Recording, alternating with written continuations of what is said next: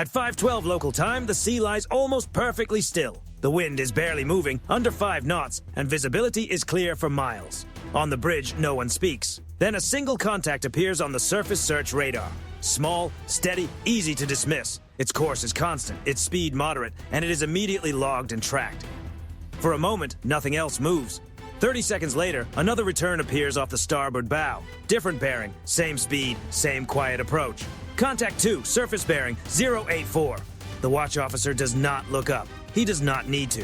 The plot is already changing. Then comes a third contact, then a fourth.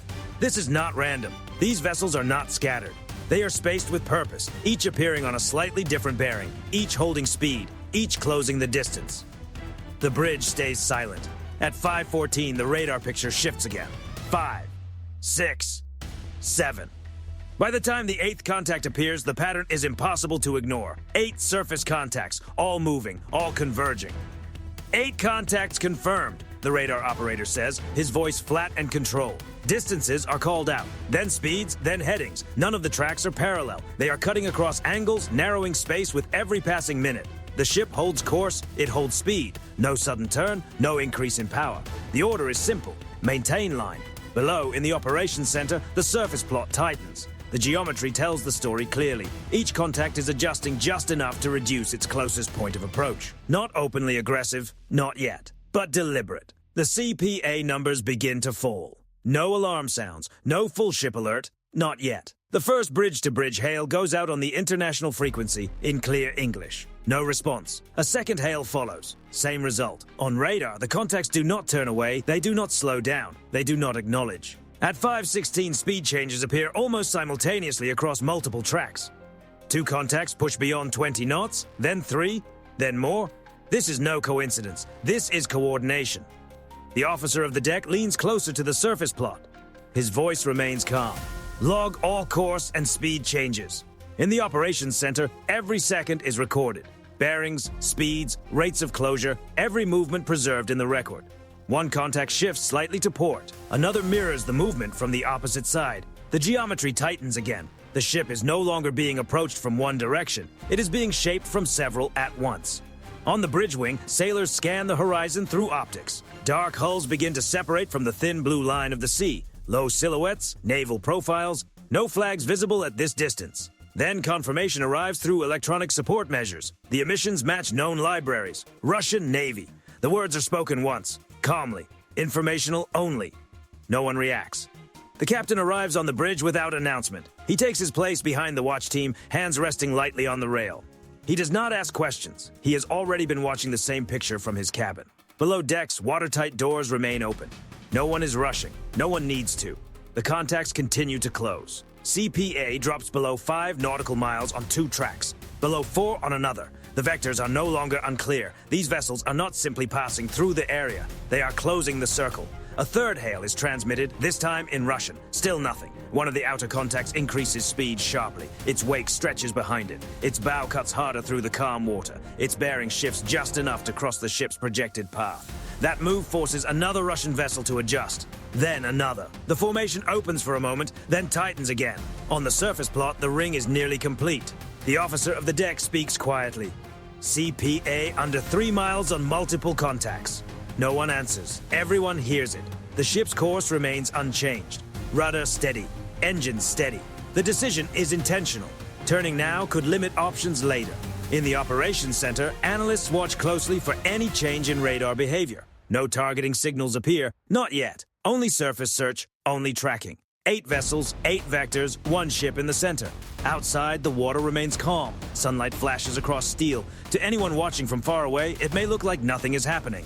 On the screens, everything is happening at once. The distance keeps shrinking. The circle is almost closed, and neither side has crossed the final line. At 5:20 local time, the surface picture stabilizes, not because the contacts have stopped moving, but because they have reached their positions. 8 Russian naval vessels now hold fixed lanes around the ship. Distances vary, but the pattern does not. Each Russian vessel holds its assigned bearing. Each keeps enough room to maneuver, yet stays close enough to apply constant pressure. This is no longer an approach. This is containment. Across the screen, speed readings begin to climb. 21 knots, 23. One ship surges to 25, then steadies. The others adjust around it, matching angles and preserving the ring. Inside the Combat Information Center, the watch supervisor leans over the surface plot. The numbers need no explanation. "They're pacing us," he says, "deliberate." On the bridge, the captain gives a single nod. "Maintain course." No zigzagging, no attempt to force a breakout. At this distance, any sudden movement could turn space and time into one dangerous decision. Another hail goes out. Short, professional, position identified, intent stated, international waters, safe distance requested. No reply. At 5:22, electronic support measures detect a change. Several Russian ships shift radar modes. Still surface search, but now the beams are narrower, stronger, more focused. They are looking harder. They are not guessing. The closest ship off the port bow alters course by 3 degrees. Not much, just enough to reduce the closest point of approach again. The number drops below 2 nautical miles. It is logged immediately. Every adjustment is logged. The American ship's own sensors remain controlled and disciplined. No targeting radar, no illumination, nothing that could be mistaken for escalation. This is restraint by design. Outside, the silhouettes are now unmistakable. Gray hulls, angular superstructures, antennas rising above the decks. Forward and aft mounts visible, not aimed, but not hidden either. At 5:23, a second Russian vessel cuts inside the arc, sliding closer toward the starboard quarter. Its speed rises briefly, then settles back into place. This is a test. The American ship does not react. The officer of the deck calls the update. CPA 1.8 nautical miles, still decreasing. The captain steps closer to the chart table. He studies the projected tracks and the shrinking margins. His voice stays even. Keep recording. No deviation. Below decks, the rhythm does not change. Sailors remain at their stations. Machinery hums through the hull. No one rushes. No one freezes. That calm is intentional. At 5:24, the first truly high-risk maneuver begins. A Russian ship on the forward arc accelerates sharply and angles across the bow. Not close enough to touch, close enough to demand a choice. The American ship holds course. For several seconds, the two hulls draw nearer, the distance closing in real time. From the bridge wings, sailors can see white water curling away from the Russian bow. They can see figures on deck, helmets on, watching. Then, just before crossing the line, the Russian ship eases off. Speed drops, angle softens. The message is unmistakable. They can come closer. In the Combat Information Center, CPA calculations jump, then stabilize. The immediate risk passes, but the overall pattern does not change. Now the ring tightens from both sides. 2 more ships adjust inward. Distances fall again. The helicopter crew receives a quiet order to prepare. No launch yet, just readiness. The aircraft is another tool. Eyes, sensors, presence. But for now, it remains secured on deck. The captain does not rush the decision. Another hail is transmitted. This time, the message includes the phrase, "unsafe maneuvering."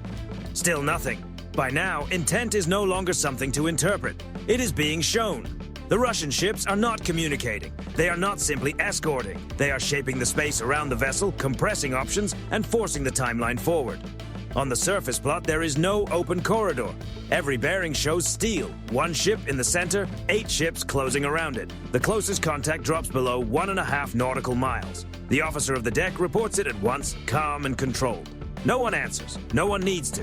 Everyone on the bridge understands the same thing at the same moment. There is no clean way out, and whatever happens next will happen fast. At 5:28 local time, the first warning does not come from the horizon. It comes from the plot. 1 Russian warship suddenly breaks the pattern. Its speed climbs sharply from 20 knots to 27 in only seconds, and its bow swings inward, not to preserve the ring, but to cut across it. The maneuver is direct, precise, designed to force a response. Inside the Combat Information Center, the call comes instantly. Contact maneuvering with intent. That phrase matters. It does not mean an open confrontation has started. It does not mean systems have been activated for engagement. It means something more specific. It means a choice has been made. On the bridge, the captain keeps his eyes on the surface display. He does not answer at once. He watches the vector tighten, watches the projected closest point of approach collapse toward a number no professional mariner can ignore. "Confirm intent," he says quietly. Below, the analysts run the geometry again. Same result. The Russian ship is not correcting for safety. It is closing the gap on purpose.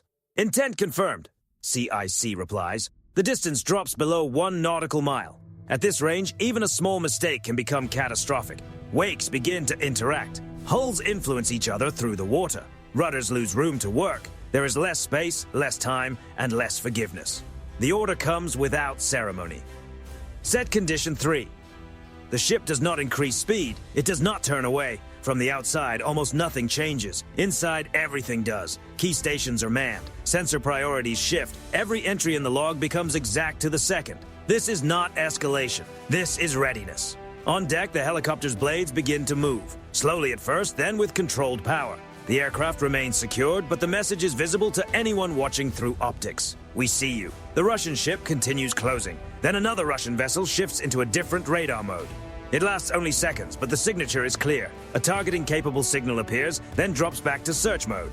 In CIC, the electronic warfare officer marks it immediately. Targeting illumination detected. Short duration. That is log 2. Another line has been crossed, not by movement this time, but by signal. On the bridge, the captain finally gives the order. Launch the helo. The deck crew moves at once. No rushing, no shouting, just trained motion. Chains come off. Power comes up. Clearance is given. The helicopter lifts cleanly into the morning air, climbs to 200 feet, and turns toward the nearest contact. From this distance, no external load is visible. It does not need one. Its sensors are enough. As the helicopter closes, the Russian ship hesitates. Its speed wavers for a moment, then steadies again. The maneuver continues. From the helicopter's forward camera, the Russian deck fills the screen. Sailors stand topside, helmets on, watching the aircraft track across their bow. A green laser designator pulses once, not on the hull, on the bridge windows. Non-physical, but impossible to ignore. The broadcast goes out immediately. Russian naval vessel. This is United States Navy aircraft. You are maneuvering unsafely in international waters. Alter course now. The message is repeated in English and Russian. No response. The helicopter holds position, orbiting, watching, recording everything. Time-stamped, geolocated, clean enough for any review afterward. On the surface, the Russian ship's wake grows heavier. Its bow throws water hard to both sides. And still, it keeps pressing closer. CPA drops below 1,000 yards. At this range, the other ship is no longer just a symbol on a screen. Steel fills the view. Engine noise carries across the water. Every movement feels closer than it should. On the American bridge, no one shifts position. The ship holds course. This is the kind of moment where a small mistake can become an international incident. Then, finally, the Russian ship's bow begins to move. Not much. 2 degrees, maybe 3. Just enough to stop the closure. Its speed falls from 27 knots back to 22.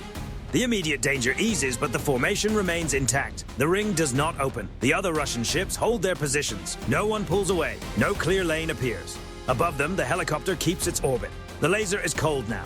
The cameras are still running. Inside the Combat Information Center, analysts watch for the next signal. Another sudden radar shift. Another sharp turn. Another test. Nothing comes. For the first time in several minutes, the geometry stops tightening. The captain exhales once, not in relief. In calculation, the line had been approached, crossed, and then stepped back from by the narrowest margin. But the ship is still boxed in. 8 contacts, all close, all capable. The moment of no return has passed. For now, the helicopter widens its orbit slightly, peeling away just enough to gain a broader view, but staying overhead. Presence maintained. Pressure unchanged. No one declares success. No one relaxes. Because everyone aboard understands the same thing. Once intent has been shown, it can be shown again. And the next time, there may not be enough room to pull back. At 5:34 local time, the geometry shifts again. Not sharply, not all at once. Just enough to become dangerous.